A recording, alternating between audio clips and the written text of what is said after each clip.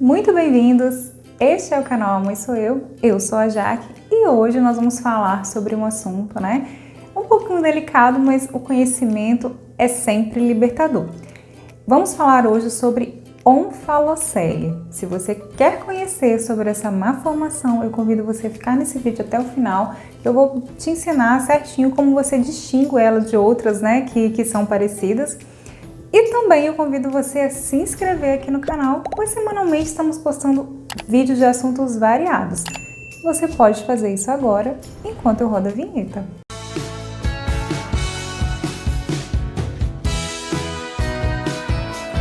Bom, a onfalocele, ela é uma malformação que é caracterizada pelo mau fechamento ou o não fechamento da parede abdominal.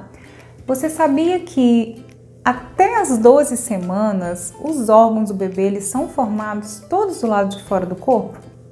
Pois é, a partir de umas 14 semanas por aí, é feito o fechamento natural do abdômen.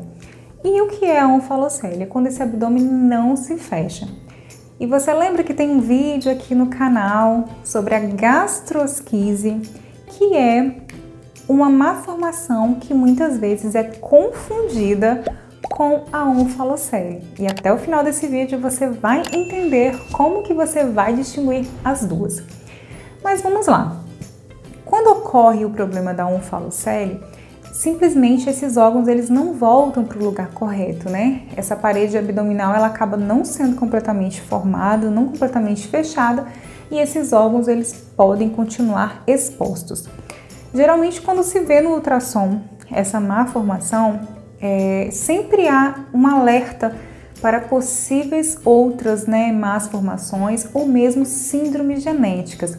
Apenas 15% das onfaloceles diagnosticadas através de exame de imagem, elas estão isoladas. A maioria, elas estão em conjuntos com outras síndromes.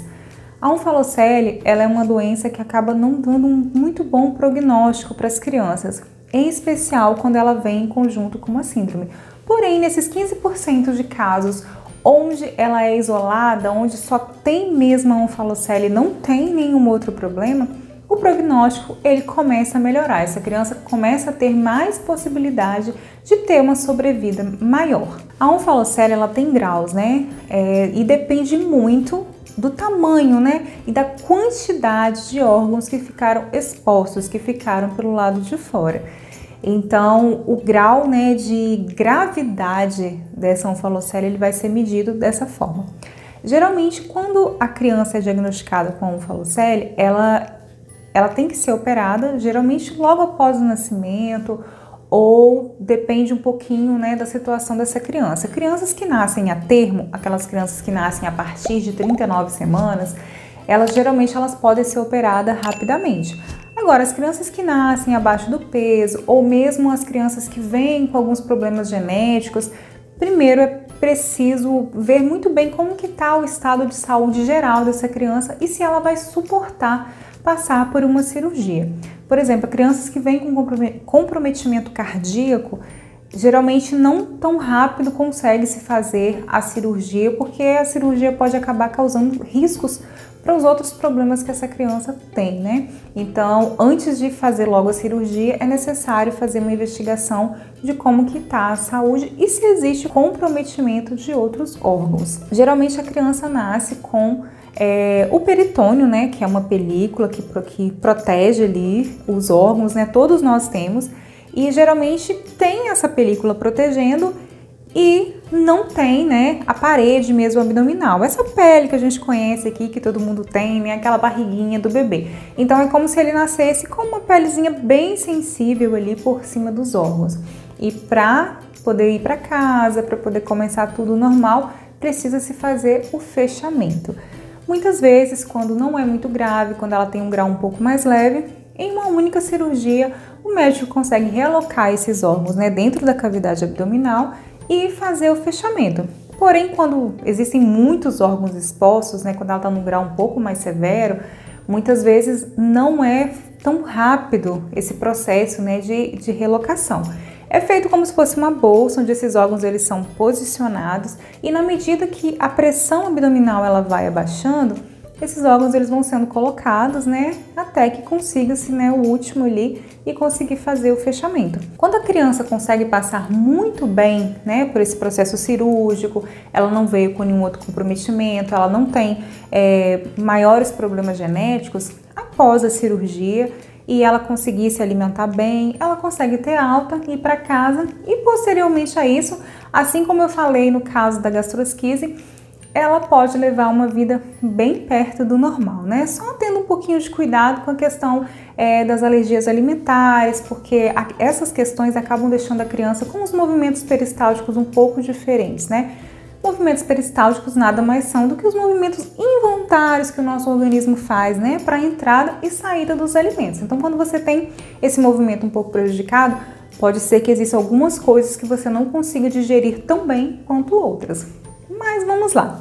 Então, como que eu vou diferenciar a gastrosquise da onfalocele?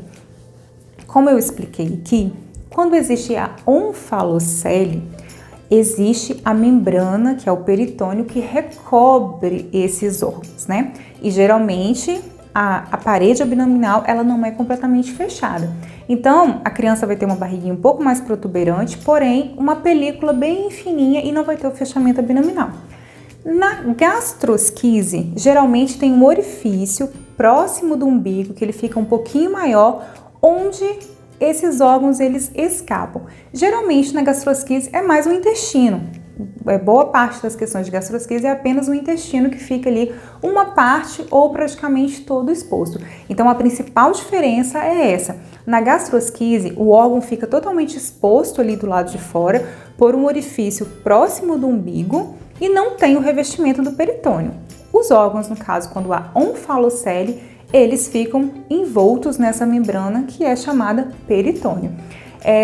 Se for olhar em caso de gravidade, a gastrosquise ela é menos grave que a onfalocele, né? Porque na maioria das vezes os casos de gastrosquise eles são isolados e a criança não vem com nenhuma malformação. E como eu falei também no início do vídeo, apenas 15% dos casos diagnosticados aqui no Brasil de onfalocele ela é uma questão isolada. Na maioria das vezes ela vem acompanhada de síndromes genéticas e isso sim acaba causando um prognóstico um pouco pior para essas crianças. Se você ficou com qualquer dúvida ainda, pode deixar aqui nos comentários ou também você pode procurar a gente lá no Instagram. A página é @mãesoueu1 e vai ser um prazer interagir com cada um de vocês. Muito obrigada pela sua companhia, um beijo e até o próximo vídeo.